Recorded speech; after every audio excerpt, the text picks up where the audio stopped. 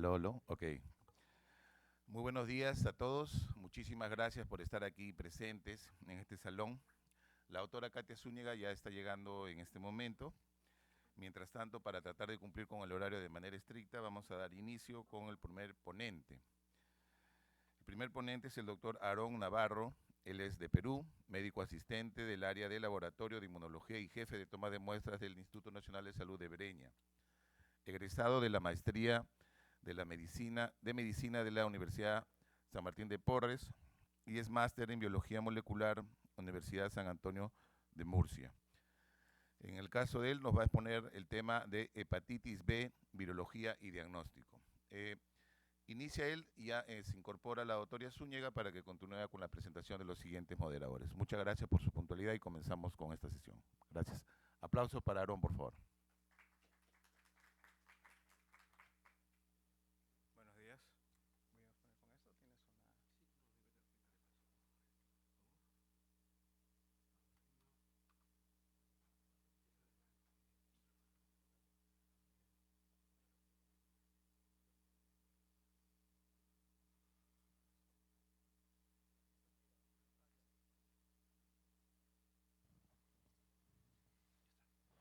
Aló, aló. ¿Dónde se proyecta el tiempo? ¿Le van a tomar el tiempo o no? ¿No? Ah, ya, excelente. Muy bien. Buenos días, estimados concurrentes. Vamos a empezar con la exposición. El tema que se me ha asignado es hepatitis B. Yo soy médico asistente del Instituto Nacional de Salud del Niño en el área de inmunología y también soy jefe, o sea, hago labor administrativa en el área de toma de muestra. Así que la evaluación crítica de estos perfiles serológicos en hepatitis B para mí es el pan de cada día. Espero también poder con ustedes compartir experiencias. Para empezar, la hepatitis B, y este cuadro lo he puesto con la finalidad de hacer un parangón entre los tres principales virus que tienen tropismo exclusivo hacia el hígado. Las hepatitis, las que están nominadas en base al alfabeto, se caracterizan por tener tropismo exclusivo hacia el hígado, a diferencia de otros virus que ocasionalmente o incidentalmente pueden afectar al hígado, como el citomegalovirus o el Epstein-Barr. Estos no, estos tienen tropismo exclusivo. En el medio tenemos a la hepatitis B, es un virus que pertenece a la familia de Papnaviridae. Tiene una conformación, una configuración genómica bastante particular, puesto que está constituido por una ADN de doble cadena, sin embargo, la cadena positiva del ADN está trunca a nivel del extremo 3. Ya vamos a ver algunas características diferenciales de este virus que lo hacen tan particular que hubo la necesidad de considerar una nueva categoría para poder clasificarlo. Esa categoría se llama el Baltimore 7 y esta categoría incorpora los virus que tienen ADN retrotranscripto, contrario a lo que ocurre con el VIH, que es un ARN retrotranscripto. Entonces, la hepatitis B, aquí está. Uy, esto no ayuda. Bueno, la estructura, la partícula de Dane, que recibe ese nombre debido al virólogo David Dane, que logró caracterizarlo, más o menos tiene un diámetro de 42 nanómetros, y esto porque es un virus que posee envoltura. Tiene una envoltura lipídica, a diferencia de la hepatitis A, que carece de envoltura lipídica. ¿Ya? En consecuencia, la hepatitis A será mucho más pequeño, no llega a los 28 nanómetros. Pero esto le confiere de otras características, le da la suficiente fortaleza para resistir los ambientes hostiles como es la cámara gástrica, que tiene pHs extremadamente bajos. Entonces, como tiene cobertura proteica eminentemente, puede resistir esos ambientes hostiles extremos. La hepatitis B no, porque está cubierto por una membrana lipídica. Miren, eso también es interesante. Tiene una vida media de 2 a 3 días. Si lo comparamos con la hepatitis C, miren la diferencia. La hepatitis C tiene 3 horas de vida media. ¿Esto qué implica? Esto implica que el esfuerzo bioenergético de la hepatitis C para aumentar la replicación y tratar de compensar esa vida media corta va a ser mucho mayor. En consecuencia, las tasas de mutaciones serán también extremas en la hepatitis C a comparación de la hepatitis B. Esto es importante Los periodos de incubación, en el caso del B, están en un promedio de 90 días. ¿Ya? Y en la mayoría de los casos, excepto en niños, o excepto en etapas muy tempranas del desarrollo, el 90% de los casos suelen resolver espontáneamente. ¿Ya? Y menos del 10% de los casos se van hacia la cronicidad. Esta es la partícula de Dane, junto con sus características diferenciales.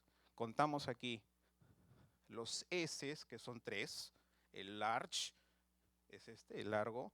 Este es el responsable de anclarse con los receptores en el hepatocito y fomentar su internalización. Tenemos los medium, que son también S, dependen del pre-S2, y estos son responsables más bien de la exportación viral. Y tenemos a los S small o pequeños, que son los que están constituyendo la mayor parte de la membrana y son los que tienen el determinante principal que se llama el determinante A. Y esto me sirve para efectos prácticos en la medida en que la mayoría de mis pruebas tienen anticuerpos de captura que están incluyendo en la especificidad al anti-A. Por tanto, si tengo alguna mutación importante en el A, es posible que haya escape, tanto en la detección como también en el escape de anticuerpos neutralizantes. Por tanto, ese paciente puede hacerse mucho más susceptible a la infección. Eso también es interesante. Y es que, aunque es un ADN, es corto, tiene aproximadamente 3.2 kilobases. Si nosotros lo comparamos con el genoma humano, que tiene 3.2 billones de pares de bases, la diferencia es abismal, es astronómica. En consecuencia, como este es un ADN muy chiquito, la hepatitis B ha ideado una serie de estrategias que permiten optimizar al máximo ese espacio pequeño. Y una de esas estrategias principalmente estriban en el solapamiento genético, es decir, estoy comenzando a transcribo. No he terminado de transcribir el primer gen y ya estoy empezando a transcribir el segundo. A eso se llama solapamiento, es decir, los codones de inicio están solapados. Esto me permite, evidentemente, optimizar, o sea, aprovechar al máximo el poco espacio disponible. ¿Correcto? Hay otra característica también importante, que es la poliadenilación a nivel del extremo 3 del ARN. Esta poliadenilación es importante porque permite al ARN foráneo, al ARN viral, hacerse pasar como un ARN del huésped. En consecuencia, hace menos propenso a la hidrólisis a estas hebras y puede eventualmente favorecer el escape del reconocimiento de los receptores de reconocimiento de patrones. O sea, escapa con mucha eficiencia a la inmunidad innata. Y ya lo vamos a ver más adelante. Bueno, esta imagen ejemplifica 3 organizaciones genómicas de 3 virus importantes. Tenemos ahí la hepatitis B, la hepatitis C y el famoso SARS-CoV-2. ¿Qué diferencias hay con respecto a los 3? La diferencia está sobre todo en que el C y el SARS-CoV-2 tienen o son portadores de ARNs en sentido positivo. Por tanto, no hay una necesidad imperiosa de replicar o en todo caso de formar hebras positivas para ir a la traducción, sino que inmediatamente, debido a esta dirección, pueden irse directamente a traducirse el ribosoma. Esa es la ventaja. ¿Ya? En el caso del C hay solamente un Open Reading Frame, en consecuencia se forma una sola poliproteína que posteriormente va a ser escindida. ¿No? En el caso del SARS-CoV-2 hay una serie de Open Reading Frames. Los marcos abiertos de lectura, acuérdense, empieza con un codón de inicio y termina con un codón de finalización. O sea, la organización genómica en el SARS-CoV-2, aunque es un ARN en sentido positivo, es mucho más complejo. Incluso vemos la presencia de ARN subgenómicos. De hecho, está estudiado también la posibilidad de, a través de métodos moleculares, detectar ese ARN subgenómico para ver la actividad de la enfermedad. Porque si yo logro amplificar cualquier segmento del ARN, no necesariamente me dice que esa enfermedad es activa. Pueden ser rezagos de partículas no viables, ¿no? Pero aparentemente el ARN subgenómico sí estaría asociado con replicación activa. Y ahí está atrás nuestra famosa hepatitis B. Esto es interesante porque la arquitectura del hepatocito, la arquitectura hepática en general, es muy a propósito para condicionar una serie de efectos que promueven la infección crónica. Uno de ellos es que el flujo sanguíneo en los sinusoides suele ser bastante lento. Esto favorece la tolerogénesis. Ustedes ya saben, han escuchado hablar de los estudios de Peter Medawar y Macfarlane Burnell, les valió el Nobel con respecto a la tolerancia a aloinjertos, ¿no? Y él demostró que cuando un antígeno está expuesto por mucho más tiempo y de forma sostenida y desde etapas tempranas, el organismo receptor logra hacer tolerancia a ese antígeno. Y como aquí, en el sinusoide, tenemos un flujo lento, cualquier antígeno, dependiente de virus o bacterias, puede eventualmente generar tolerancia, y es lo que ocurre con la hepatitis B. ¿Ya? Entonces, el flujo, es decir, la hemodinámica y la arquitectura hepática, es a propósito para fomentar la inmunotolerancia. Este es el espacio de Dis, que es un compartimento delimitado por las fenestras o fenestraciones del sinusoide y el ápice del hepatocito. Esto es importante porque a través del espacio de Dis se proyectan una especie de digitaciones llamados proteoglicanos que pueden eventualmente penetrar estas fenestras. Eso es importante porque cuando llegue la hepatitis B, su pre-S1 se va a unir con baja afinidad a esos proteoglicanos y se va a establecer la primera etapa de la interacción. Es la primera etapa, porque hay una segunda etapa de unión con mayor afinidad que está asociado con el pre-S1 y el famoso polipéptido cotransportador de taurocolato de sodio, que ya está en el ápice del hepatocito. Esta es la célula estrellada, es la responsable de la homeostasis en la producción de matriz extracelular, por tanto es el responsable de la fibrosis y eventual cirrosis. Y esta es la famosa célula de Kupffer, ¿no? Es un macrófago, está asociado con presentación antigénica. Ahora, con respecto a la presentación antigénica, ¿quién es la principal rama involucrada en la contención de la replicación viral? Como la respuesta inmune innata es inefectiva, entonces va a depender esencialmente de la respuesta inmune adaptativa. Y de esta, el brazo más importante va a ser la respuesta mediada por CD8. Porque lamentablemente la activación del CD4 es muy tardía en hepatitis B. Esto condiciona que los niveles de interleuquina 2 sean muy bajos. Por tanto, lamentablemente van a haber cambios en el inmunofenotipo del CD8. ¿Ya? O sea, no van a haber células CD8 efectoras bien desarrolladas. Eso es importante. Miren, tradicionalmente la teoría dice que el CD8 tiene que llegar al órgano linfático secundario. Aquí se encuentra con el presentador antigénico a través del HLA de clase 1. Se da la interacción, hay uniones con los coestimuladores, o sea, primera, segunda señal, el CD8 se diferencia célula efectora, que puede ser liberador de granzimas perforinas, puede destruir las células supeditado al FAS ligando, etc. Esos son células efectoras, ¿no? Pero ¿qué pasa acá en la hepatitis B? En la hepatitis B existe una presentación y una activación atípica o no canónica del CD8. ¿Por qué? Porque la interacción va a ser a través de la célula de Kupffer, no órgano linfático secundario, o directamente con la interacción del CD8 con el hepatocito. Es decir, el hepatocito le va a presentar, asociado con HLA de clase 1, directamente al CD8. Esto evidentemente va a traer aparejado una mala activación del CD8. Por tanto, voy a tener problemas en la presencia de CD8 efectores funcionales. In vitro, es decir, en modelos murinos, se ha logrado demostrar que en esta circunstancia, en este contexto de mala presentación o de presentación atípica o no canónica, si nosotros administramos interleuquina 2, podemos revertir el cuadro, llegando a una adecuada activación de los linfocitos CD8 efectores.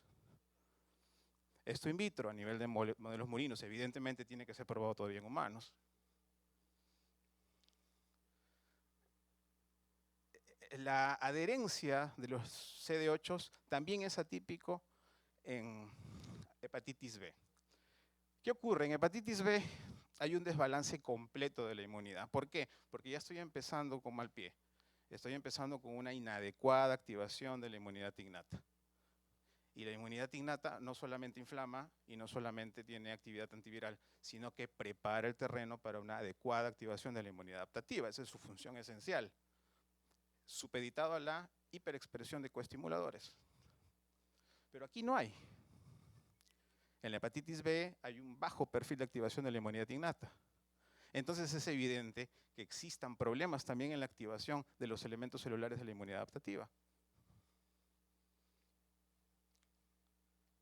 Bueno, con esta imagen les quería decir que la adhesión del CD8 no va a depender de selectinas y etcétera, que están también íntimamente asociados con la activación de la inmunidad innata, sino a través de una vía atípica como es el CD44, y esto a su vez está asociado con agregación plaquetaria. O sea, es una forma de adhesión y de transporte totalmente atípico. Pero al final el CD8 llega y destruye con sus granzimas y perforinas a ese hepatocito. Este es el correceptor, polipéptido correceptor de taurocolato de sodio. Este es el que establece el segundo paso a través de una interacción de gran afinidad. ¿Para qué? Para la internalización del virus. Incluso se están ensayando algunas moléculas, como es el caso del bulevirtide, que tiene la capacidad de inhibir, de antagonizar esa interacción entre el PRS1 y el receptor polipéptido cotransportador de taurocolato de sodio. Esto es importante. Esta es la secuencia del determinante A. Y el A está presente en los heces, en todos los heces. ¿Y por qué digo que es importante? Porque si nosotros tenemos una mutación a nivel del aminoácido 145, es decir, existe un cambio de glicina por arginina, acuérdense que la glicina es un aminoácido apolar y la arginina es un aminoácido polar. Por tanto, este cambio tiene un impacto directo sobre la espacialidad de la proteína. No es lo mismo tener un aminoácido positivo que un aminoácido sin carga. Entonces, como los anticuerpos, acuérdense, son muy celosos en el reconocimiento de la espacialidad. Si nosotros hacemos ese cambio, puede que los anticuerpos, tanto de captura en nuestros inmunoensayos, como los anticuerpos producidos por una enfermedad natural, o por anticuerpos producidos secundarios a una vacunación, puedan escapar porque no reconozcan este determinante antigénico, porque ya está cambiado, la espacialidad ha variado.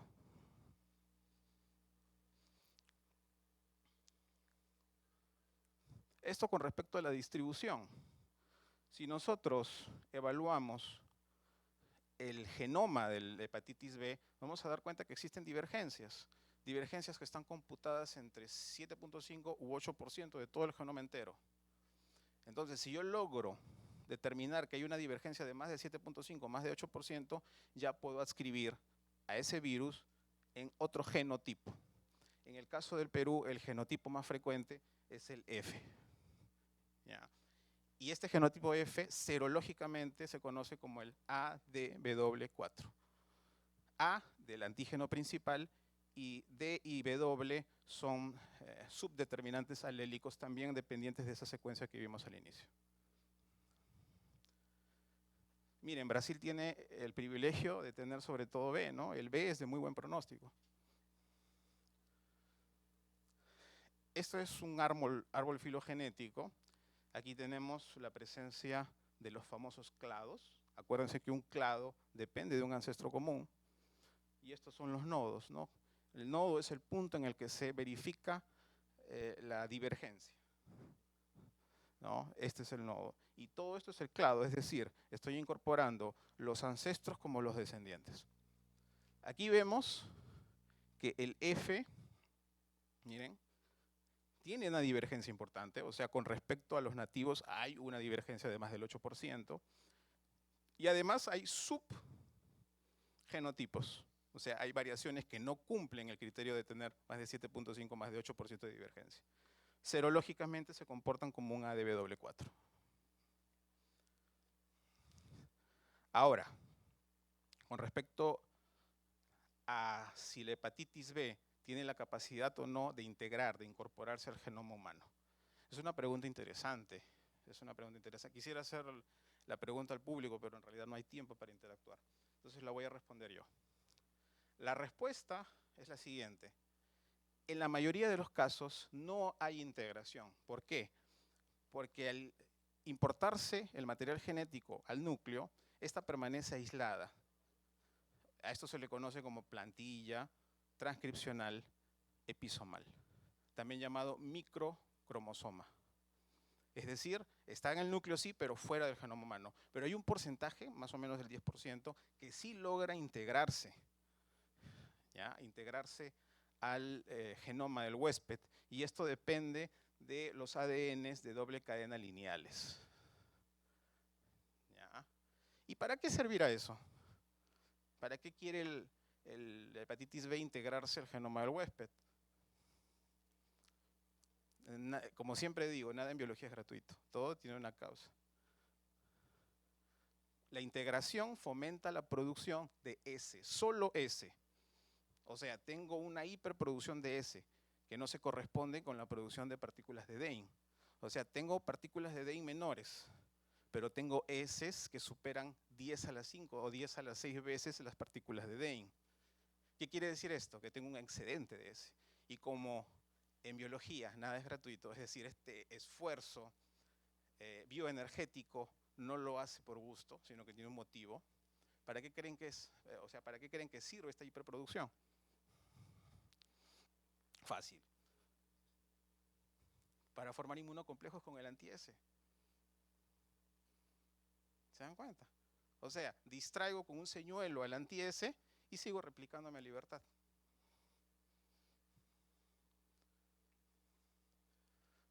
Bueno, mecanismos de internalización, mecanismos de replicación.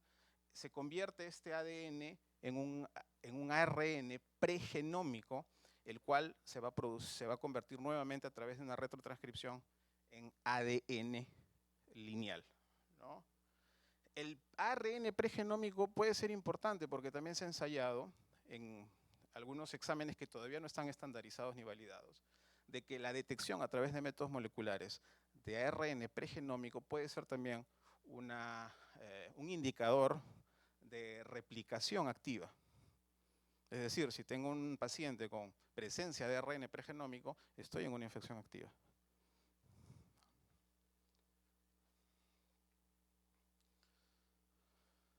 Lo mismo.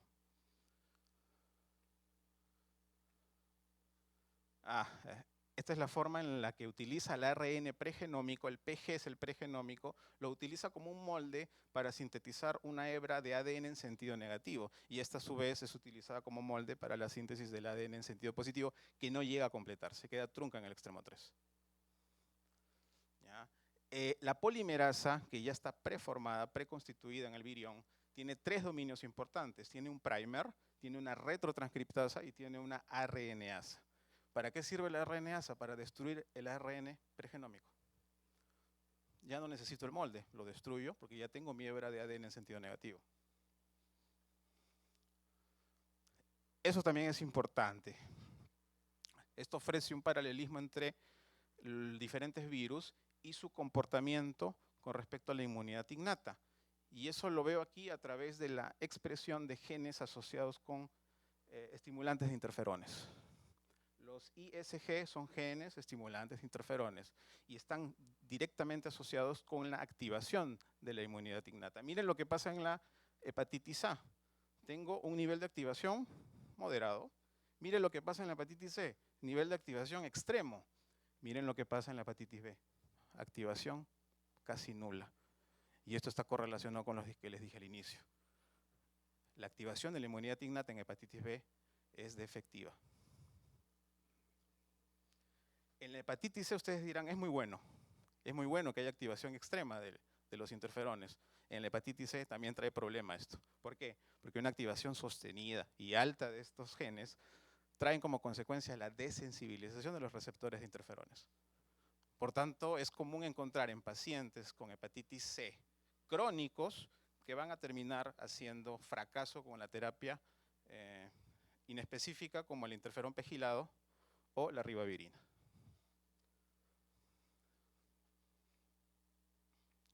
Bueno, esto es lo que nos compete, el diagnóstico. Tenemos marcadores serológicos que dependen de la respuesta del huésped a la infección por hepatitis B. Acuérdense que la respuesta serológica es muy heterogénea y depende de cada uno, de cada huésped, ¿no?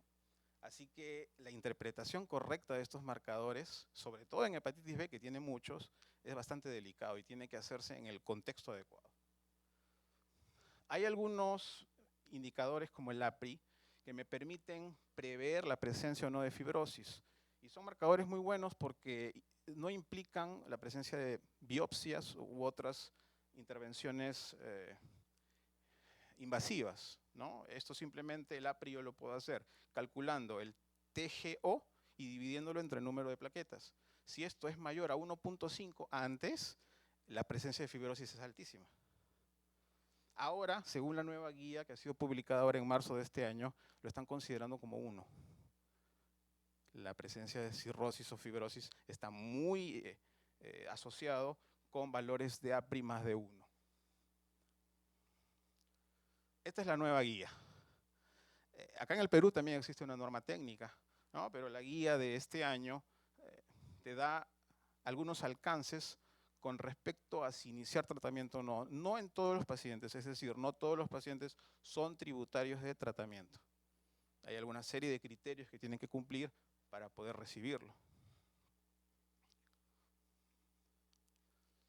Esto con respecto a la infección, pero adquirida en etapas tempranas del desarrollo. Cuanto más temprano es adquirido la hepatitis B, más probabilidad de ir hacia la cronicidad. ¿Por qué? También tiene una explicación. Cuando la madre tiene niveles altos de antígeno E, es decir, está en replicación activa, y tiene cargas virales por encima de 200.000 unidades por mililitro, eso hace más o menos 1 millón de copias por mililitro, ¿ya? En esos casos, el E atraviesa la placenta. Y como ya hemos evaluado la arquitectura y la hemodinámica hepática, ¿qué va a pasar con el niño? Va a empezar a hacer tolerancia a ese antígeno E. Entonces estamos en un estado de inmunotolerancia. El niño va a hacer inmunotolerancia porque va a estar expuesto por más tiempo al antígeno. Esto, evidentemente, sin perjuicio de deficiencias o todavía falta de desarrollo de la inmunidad, etcétera, ¿no? Pero los niños, los fetos que están expuestos a antígeno E suelen hacer tolerancias a este. Por tanto, van a desarrollar una enfermedad crónica inmunotolerante. Así que el antígeno E, que en realidad quiso ser C, pero no pudo por una serie de mutaciones, si ustedes ven la secuencia del C y lo comparan con el E, es muy próxima, ¿ya? Pero ¿qué pasa con el E? El E no cumple los criterios del C. ¿Y qué criterios reúne el C? La capacidad de polimerizar y formar estructuras complejas, como es el caso del icosaedro, que es la forma de la nucleocápside de la hepatitis B. ¿Y por qué un icosaedro? ¿Y por qué no un cubo? ¿Por qué no una esfera? Etcétera, etcétera. ¿Por qué tiene que ser necesariamente un icosaedro? Porque biológicamente se ha demostrado que el icosaedro tiene un balance energético mucho menor. Es decir, para constituirse un icosaedro, la cantidad de energía es mucho menor, es mínima. Y por economía biológica, siempre va a permanecer más estable lo que menos energía requiera, ¿no? Así que el antígeno E no cumple el criterio de formar estos polímeros grandes. Tiene secuencia muy parecida, pero no forma estos polímeros. En consecuencia, es una proteína defectiva, que es liberada. Pero no quiere decir que no le sirva. En biología nada es gratuito, como he repetido varias veces. ¿Para qué sirve el antígeno E? El antígeno E sirve precisamente para la inmunotolerancia. Inmunomodula y produce inmunotolerancia. Y es aprovechado por los laboratorios para ver si es que está o no en replicación activa el paciente. Claro que eso no le interesa al virus, ¿no? Algunos marcadores serológicos importantes. No voy a ahondar mucho en esto, ya lo saben. Con respecto a la guía, hay algunos cambios importantes, sobre todo en cuanto a la hepatitis crónica. Antes se solía clasificar como hepatitis crónica activa, inactiva, inmunotolerante. Ya esa clasificación ha entrado en desuso. Actualmente se considera si son infecciones o enfermedades. Infection, disease. Si son antígeno E positivo o antígeno E negativo. Esa es la nueva clasificación. Y miren ustedes aquí, en el primer escenario, tengo conteos altos de carga viral, ya tengo antígeno de superficie positivo y tengo que la bioquímica está mínimamente alterada. Eso quiere decir que no hay una respuesta inmune. Y si no hay una respuesta inmune, estamos en un estado de inmunotolerancia. Y esto se traduce en producción de gran cantidad de viriones, porque no hay una oposición por parte de la inmunidad. Y acá, ¿habrán síntomas, signos y síntomas? No, porque es una infección, nada más. La mayoría, o sea, la clínica, el cuadro clínico en hepatitis B depende estrictamente de la activación de la inmunidad, es decir, es inmunomediado. Como acá no hay inmunidad, probablemente sea un feto, un recién nacido, entonces la infección se dispara, pero no hay presencia de síntomas. Pero ¿qué pasa si tengo un paciente que sí hace la enfermedad, o sea, disease, tiene menor carga viral, 10 a la 5 aproximadamente, 10 a la 7, y sí tiene una alteración de la analítica hepática considerable?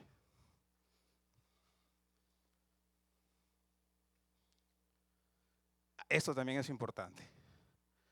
No sé cómo harán ustedes sus laboratorios. Yo estoy seguro que la mayoría utiliza como screening el superficie junto con el core. Es lo tradicional. Sin embargo, la guía recomienda que si el laboratorio está bien dotado y se asegura una adecuada calidad en el procesamiento de las muestras, no es necesario hacerle anticores, sino suficiente con hacerle superficie. ¿Ya? Y hay algo más curioso, que va a depender de la seroprevalencia. Si en tu población diana tengo una seroprevalencia de más de 0.4, es suficiente hacerle una sola vez. Pero si tengo una seroprevalencia de menos de 0.4, recomienda la guía repetir o, en su defecto, utilizar la prueba de neutralización. Curiosamente, el Perú tiene una prevalencia de 0.4. ¿En qué escenario estamos? Teóricamente estamos en el primer escenario. Sin embargo, yo recomendaría hacer un estudio de seroprevalencia en su población diana.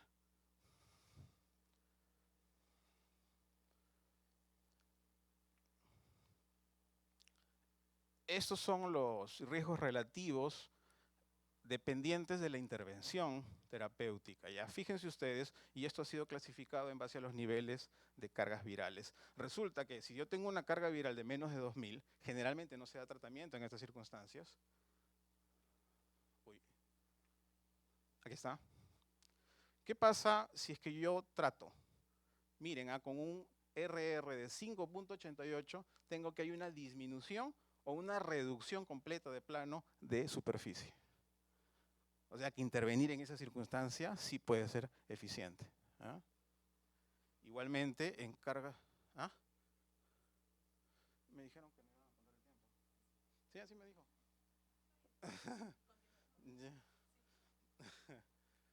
Acá, por ejemplo, entre 200.000 y 2 millones, que son cargas altísimas, si yo intervengo, fíjense ustedes lo que va a pasar con un riesgo relativo de 14, o sea, se pueden hacer indetectables las cargas virales. En esas circunstancias también sería ideal intervenir oportunamente. ¿No? Bueno, la hepatitis B junto con la C está asociado con enfermedad crónica, evidentemente, pero también con mutagénesis. Y esto en el caso del B está asociado no solamente por el marco, por el contexto inflamatorio, por la producción de citoquinas, sino también por la producción de una proteína que es un transactivador llamada proteína X, que es un transactivador, activa genes asociados con la replicación viral. Pero como este no tiene capacidad de discriminar, también va a activar en algunas circunstancias protoncogenes propios del huésped. Entonces tengo riesgo alto de desarrollar cáncer. En este caso, hepatocarcinoma. Bueno, ya para terminar, tengo algunos reportes interesantes con respecto a los perfiles de HLA y el riesgo de desarrollar cirrosis, por ejemplo, o carcinoma hepatocelular. Eso es bastante curioso. Si ustedes se han preguntado, estoy seguro que se han hecho esta pregunta, de por qué algunos pacientes fallecen ante la infección por SARS-CoV-2 y otros no. Ahí asociado, ahí responsable de esto, el perfil de HLA, depende mucho del perfil de HLA para ver si es que va a tener una respuesta adecuada o no. Algunos aclararán espontáneamente el virus, otros fallecerán. Y eso depende del perfil. Hay algunos perfiles que están asociados con riesgo y otros con protección. Entonces, esta misma pregunta se la han hecho, pero extrapolado a la hepatitis B. ¿Qué pasa? Habrán algunos, en el caso del NK, algunos genotipos KIR, que den mayor riesgo de desarrollar cirrosis, mayor riesgo de desarrollar carcinoma hepatocelular. Bueno, vamos a verlo. Ahí está. Se demostró que los pacientes que son portadores del genotipo KIR2DS3, o sea, tiene dos dominios de inmunoglobulina hacia el extracelular y además tiene una cola citoplasmática corta, de ahí el S, short. Este es un activador, es un inhibidor. Acuérdense, el short son activadores y los long, L, son inhibidores. Entonces, acá se ha demostrado que el que tiene KIR2DS3, que es un activador, tiene más riesgo de desarrollar carcinoma hepatocelular.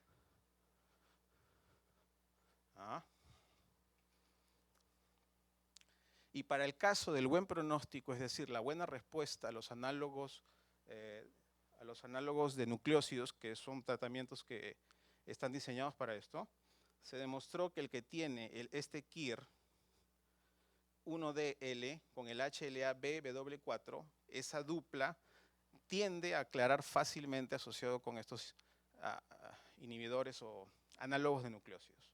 O sea, tiene un buen pronóstico más bien. Y por último, y otra pregunta que también estoy seguro que se la han hecho. ¿Por qué soy no respondedor? Me he puesto 1, 2, 3, 5, 20 veces la vacuna y no produzco la cantidad adecuada de anticuerpos, o sea, por lo menos la protectora, que es de 10 miliunidades por decilitro, ¿no? Entonces también existen algunos perfiles de HLA, como en este caso el HLA de PB1, que es un HLA de clase 2, y resulta que los que son portadores de este polimorfismo tienen más riesgo de ser no respondedores. Miren ustedes. Y esto también va a depender de la homocigosidad. Si es heterocigoto, tendrá menos riesgo. Si es homocigoto, tendrá mucho más riesgo. La mayoría, miren aquí, de los pacientes con este HLA, con este alelo homocigoto, no hicieron respuestas adecuadas al refuerzo. O sea, tenían títulos de menos de 10. Ahora, la pregunta es, si yo tengo 2, 3 o 0 de anticuerpo anti-S, ¿qué harían ustedes? ¿Qué conducta tomarían? En realidad hay mucha controversia en torno a este tema. Algunos dicen se le pone más refuerzos, otros dicen simplemente que no debería hacerse nada, sino que hay una memoria inmunológica que se va a activar inmediatamente al entrar en contacto con el antígeno. Y también hay presencia de anticuerpos, ¿no? Entonces todavía es un tema bastante controversial. ¿Cómo voy? ¿Ah? No sé si ustedes han escuchado del OBI, que es la enfermedad oculta por hepatitis B. Es un dolor de cabeza y está asociado mucho con el famoso anticor alone, o sea, el anticor aislado. Muchos de los médicos no le toman importancia a este anticor aislado, pero doctores, hay una alta digamos, posibilidad de que este marcador esté asociado con una enfermedad oculta, que tenga bajos niveles de carga viral, o sea, menos de 200, unidades internacionales por mililitro. Así que hay que tener mucho cuidado con esto. Felizmente, muchos de los sistemas moleculares que actualmente están comercializados tienen límites de detección muy buenos. Hay algunos que llegan incluso a 10, así que tengo la capacidad de detectar OBIs, pero hay que tener mucho cuidado con los anticoralón. Para terminar, hay un estudio chino que hizo un trabajo interesante y demostró que de los anticoralón, de todos los anticoralón que tenían en sus hospitales, 1/3 de ellos tenían anti-E positivo y de estos entre 3 y el 15% tenían OBI. Miren lo importante de tener mucho cuidado con la interpretación del anticoralón. Bueno, eso es todo, no sé si hay alguna pregunta.